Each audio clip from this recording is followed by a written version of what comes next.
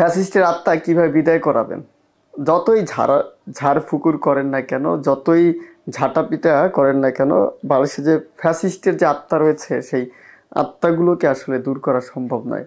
তারা বিভিন্নভাবে বিভিন্ন জায়গায় খাপটি মেরে রয়েছে। 5ই আগস্টের পর থেকে অনেক জায়গায় অনেক দায়িত্বশীল স্থান যেখানে ফ্যাসিস্টের আত্মাদের বা ফ্যাসিস্টের ভূতেদের আস্তানা হয়ে উঠেছে।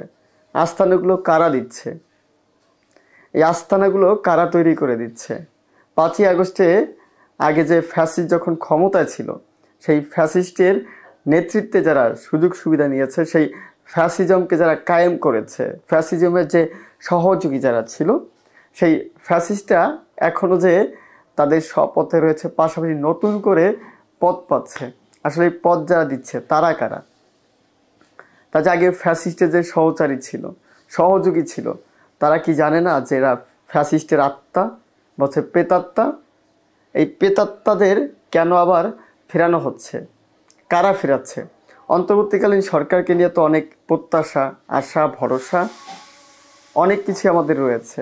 আচ্ছা, আমাদের কি একটা গোলকধাঁধার মধ্যে রাখা হচ্ছে? আমরা যারা জনসাধারণ রয়েছি, যারা খুব আশা ভরসা নিয়ে অন্তর্বর্তীকালীন সরকারের দায়িত্ব ডক্টর মোহাম্মদ ইউনূসের কাছে দিয়েছে এবং আমরা নিঃশ্বাস নিচ্ছি স্বস্তির। সেই নিঃশ্বাস যারা নিচ্ছেন, আমিও নিচ্ছিলাম সাথে, এবং তার কাছ থেকে অনেক প্রত্যাশা ছিল। ডক্টর প্রফেসর মোহাম্মদ ইউনূস তিনি একজন ভালো মানুষ, নিরেট মানুষ, সাদাসিধে মানুষ, জ্ঞানী, বুদ্ধিজীবী, সবই ঠিক আছে, কিন্তু তার সরকার এখানেও কিভাবে এরকম কাজগুলো চলছে? তাহলে এই কাজগুলো কারা করছে? পাবনা বিজ্ঞান ও প্রযুক্তি বিশ্ববিদ্যালয়ের ব্যবসায়ী বিভাগের ডিন হিসেবে যে ব্যক্তি দায়িত্ব পেয়েছেন, তিনি হলেন আওয়ামী লীগের প্রেতাত্মা, ফ্যাসিস্টের সহযোগী, বঙ্গবন্ধু পরিষদের সদস্য ছিলেন। সেই ব্যক্তিকে এখন আবার পাবনা বিজ্ঞান ও প্রযুক্তি বিশ্ববিদ্যালয়ের ডিন বানানো হয়েছে। এ কারা বানাচ্ছে? এদেরকে কারা সুযোগ সুবিধা দিচ্ছে?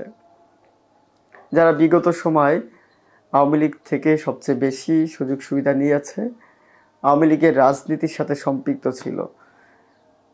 সেক্ষেত্রে আপনারা জানেন আজকে শুক্রবার 25 তারিখ, আজকে কিন্তু পালিত হচ্ছে আওয়ামী লীগকে নিষিদ্ধকরণ একটি জনসভা, এবং এই জনসভায় ডাক দিয়েছে জাতীয় নাগরিক পার্টি, রাজনৈতিক দলটি।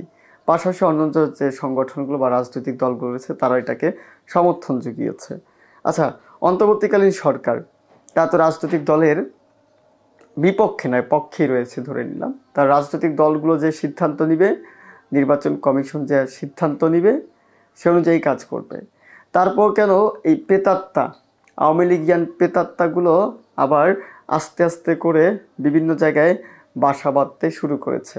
আসলে কি আওয়ামী লীগের প্রেতাত্মাদের বা আওয়ামী লীগদেরকে, আওয়ামী লীগের রাজনীতিকে বাংলাদেশ থেকে নিষিদ্ধ করা হচ্ছে? আসলে কি নিষিদ্ধ সম্ভব, নাকি নিষিদ্ধ খেলা চলছে আর ভিতরে ভিতরে কোনো একটা সমঝোতা হচ্ছে?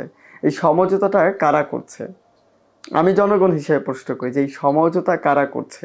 আর এই সমঝোতা করেই কারা আওয়ামী লীগের প্রেতাত্মাগুলোকে তাদের বিভিন্ন পদে বসানোর চেষ্টা করছে? বিভিন্ন দায়িত্ব দিয়েছে, বিশ্ববিদ্যালয় পরিচালনার দায়িত্ব দিচ্ছে, সরকারের গুরুত্বপূর্ণ পদগুলোর দায়িত্ব তাদেরকে দিচ্ছে, কূটনৈতিক দায়িত্বগুলো তাদেরকে দিচ্ছে। আসলে কি আওয়ামী লীগকে নিষিদ্ধ করা হচ্ছে, নাকি আওয়ামী লীগকে নিষিদ্ধের আড়ালে প্রতিষ্ঠা করা হচ্ছে? এই প্রতিষ্ঠা কারা করছে? অন্তর্বর্তীকালীন সরকার করছে? আচ্ছা, আইন শৃঙ্খলা রক্ষাকারী বাহিনীর সদস্য যারা রয়েছেন, আইন শৃঙ্খলা রক্ষাকারী বাহিনীর মোড়ল যারা রয়েছে, তারা করছেন? আচ্ছা, বিএনপি করছে, নতুন একটি রাজনৈতিক দল যেটা গঠন হয়েছে 24 আন্দোলনের স্পিরিটকে ধারণ করে, তারা করছে? কারা করছে? এই বহুমুখী পোস্টের সমাধান কি? কিভাবেই ফ্যাসিস্ট আবার মাথা ঝাড়া দিয়ে উঠতে শুরু করেছে? পিছনে রহস্য কি? পিছনে কারা জড়িত রয়েছে জানা কি যাবে? ভিতরে ভিতরে কি হচ্ছে? ভিতরে তো একটা বিষয় তো দৃশ্যমান হচ্ছে, সেটা হচ্ছে আওয়ামী লীগ পুনঃপ্রতিষ্ঠিত হচ্ছে কিন্তু এদিকে একদম জনগণকে জানানো হচ্ছে যে পাবলিককে আইওয়াশ করা হচ্ছে যে আওয়ামী লীগকে নিষিদ্ধ করার জন্য সর্বাত্মক পদক্ষেপ নেওয়া হচ্ছে। রাজনৈতিক দলগুলো একমত পোষণ করছে, সরকারও রাজনৈতিক দলগুলোর কথাকে সমর্থন করছে, সরকারও সিদ্ধান্ত নিচ্ছে, হাইকোর্ট থেকে রায় আসবে, নির্বাচন কমিশন এটাকে সমর্থন করবে, নানান কথাবার্তা চলছে। কিন্তু ভিতরে ভিতরে এই আওয়ামী লীগের যে প্রেতাত্মাগুলো রয়েছে তারা তাদের স্থান দখল করতে শুরু করেছে। সব কিছুই চলছে, সালমান এফ রহমানের কোম্পানি চলছে, এস আলমের যে গাড়ি রয়েছে সেই গাড়ি বহর রাস্তায় দৌড়াচ্ছে, সব ধরনের কর্মকাণ্ড চলমান রয়েছে। তাহলে নিষিদ্ধ কোথায় হচ্ছে আওয়ামী লীগের প্রেতাত্মাগুলো? খবরে যাই, এই খবরটা শোনার পরে আপনারা মতামত দিবেন বা সিদ্ধান্ত নেবেন যে আসলে কি আওয়ামী লীগকে নিষিদ্ধ করা হচ্ছে নাকি ভিতরে ভিতরে নৌকাকে প্রতিষ্ঠিত করা হচ্ছে, নৌকাকে ভোট দেওয়ার বা ভোটে আসার একটি ব্যবস্থা করা হচ্ছে। পাবনা বিজ্ঞান ও প্রযুক্তি বিশ্ববিদ্যালয়ের ব্যবসা প্রশাসন বিভাগের ডিন হিসেবে নিয়োগ দেওয়া হয়েছে বঙ্গবন্ধু পরিষদের পাবনা প্রযুক্তি বিশ্ববিদ্যালয়ের শাখা যুগ্ম সাধারণ সম্পাদক অধ্যাপক ডাক্তার মোহাম্মদ হাবিবুর রহমানকে।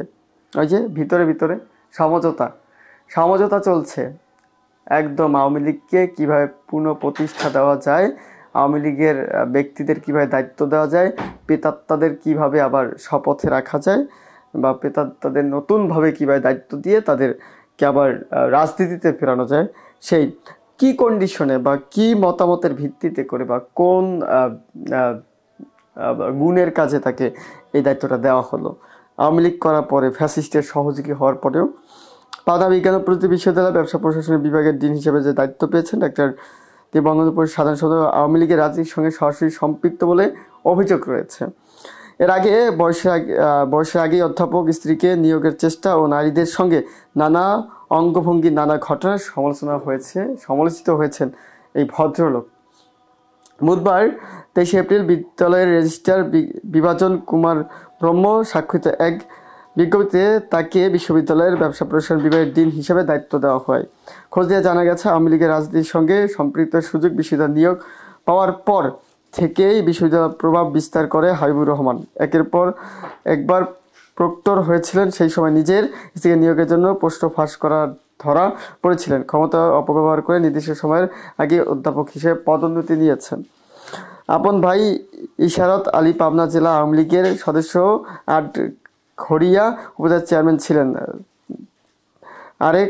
আরেক ভাই হানিফ আটঘরিয়া সাতবা ইউনিয়নের আওয়ামী লীগ সমিতির চেয়ারম্যান ছিলেন। তিনি নিজে বঙ্গবন্ধু পরিষদের পাবনা বিজ্ঞান ও প্রযুক্তি বিশ্ববিদ্যালয়ের শাখা যুগ্ম সাধারণ সম্পাদক ছিলেন। 2018 সালে নির্বাচনী নৌকার পক্ষে জোরালো প্রচার চালিয়েছেন। 2021 সালে প্রক্টর থাকা অবস্থায় নারীদের সঙ্গে নানা অঙ্গভঙ্গির করে সমালোচিতও হয়েছেন।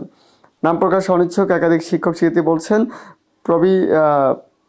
পাবিপ্রবিতে সাম্প্রতিক বছরগুলোতে যারা আওয়ামী লীগ ফ্যাসিবাদ প্রতিষ্ঠা করেছে তাদের মধ্যে হাবিবুর রহমান অন্যতম। তারা বিশ্ববিদ্যালয়কে কুশলিত করে রেখেছিল। এ সময় এমন একজন বিদয়িত আওয়ামী লীগকে পুনর্বাসন যারা করবে তাদেরকে নেতৃত্ব দেওয়ার বিষয়টি আসলে নিন্দনীয়। কেন দেওয়া হলো? উপজেলা এস.এম. আব্দুল আওয়াল এবং উপপরিচার্য অধ্যাপক নজরুল ইসলামের সঙ্গে যোগাযোগ করে তাদের মন্তব্য পাওয়া যায়নি। তবে রেজিস্ট্রার বিজন কুমার ব্রহ্ম বলেন, সবাই ঠিক আছে, কিন্তু রাজনৈতিকভাবে নিয়োগ দেওয়া হয়নি।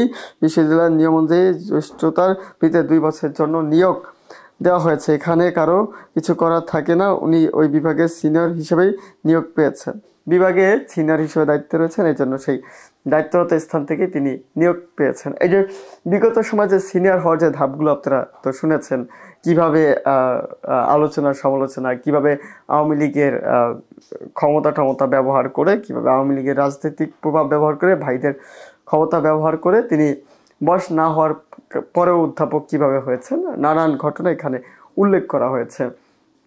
এরপর তিনি সিনিয়র হিসেবে কিভাবে নিয়োগ পায়, একটা স্বজনপ্রীতি তো চলছিল। কেই ফায়দা নেওয়ার চেষ্টা করেছে, কেই স্বজনপ্রীতিটা চালিয়েছিল, কেই আওয়ামী লীগের ভিতরে পুনঃপ্রতিষ্ঠার জন্য চেষ্টা করছে। উপাচার্য উপ-উপাচার্য সবাই চুপ, তাদের কোনো মতামত নেই। যে ব্যক্তি তাকে নিয়োগ দিয়েছেন সে ব্যক্তিও বলছে যে তার পদ বা নিয়মকানুন অনুযায়ী বিশ্ববিদ্যালয়ের যে নিয়মকানুন রয়েছে সেই নিয়মকানুনতেই তাকে নিয়োগ দেওয়া। আচ্ছা, তো এটাকে নিয়ম কানুনের ভিত্তিতেই দেওয়া হয়। তাহলে এখন কি বিশ্ববিদ্যালয়গুলো আওয়ামী লীগকে প্রতিষ্ঠাতা করার দায়িত্ব নিয়েছে? এটাও তাদের নিয়ম কানুনের মধ্যে পড়ে। শেখ হাসিনাকে বাংলাদেশে ফিরিয়ে নিয়ে আসে, এটা তো তাদের নিয়ম কানুনের মধ্যেই পড়ে। তাই তাকে আনার জন্য কি তারা সর্বাত্মক চেষ্টা করছে? আওয়ামী লীগের নেতাকর্মী যারা রয়েছে তাদেরকেও তো নিয়ম কানুনে গিয়েই তাদের বিগত সময় তাদের কাছে যত সুযোগ সুবিধা নিয়েছে, বড় বড় পদে তারা ছিল, সেক্ষেত্রে তো নিয়ম কানুন রয়েছে। তাহলে অন্তর্বর্তীকালীন সরকার কি সেই নিয়ম কানুনটা মেনে তাদেরকে আবার তাদের স্বপথে বসানোর জন্য নিয়ে আসবে? নিয়ম কানুন তো চলছে, এই নিয়ম এবং হচ্ছে কানুন, এই দুটার মধ্যে অনিয়ম কোনটা চলছে? ফ্যাসিস্টকে পূর্ণবহল, এটাই তো অনিয়ম চলছে, যেখানে বাংলাদেশের প্রত্যেকটা মানুষই ফ্যাসিস্টের এখন বর্তমানে বিরোধিতা করছে, তাদের নিষিদ্ধের দাবি তুলছে, তাদের নিষিদ্ধের জন্য সর্বাত্মক চেষ্টা করছে, তাদেরকে যাতে করে ভোটে অংশগ্রহণ করতে না পারে সেজন্য গণমিছিল পর্যন্ত করছে। তারপরেও এটাও কি নিয়ম? তাহলে আওয়ামী লীগের পূর্ণ প্রতিষ্ঠা করা, জনগণকে বৃদ্ধাঙ্গুলি দেখিয়ে তাই জনগণ যেটা করছে সেটা অনিয়ম। তাহলে আওয়ামী লীগকে প্রতিষ্ঠা করা এটাই কি নিয়ম বলে আমরা গণ্য করব? ভালো থাকবেন, সুস্থ থাকবেন, শুভকামনা।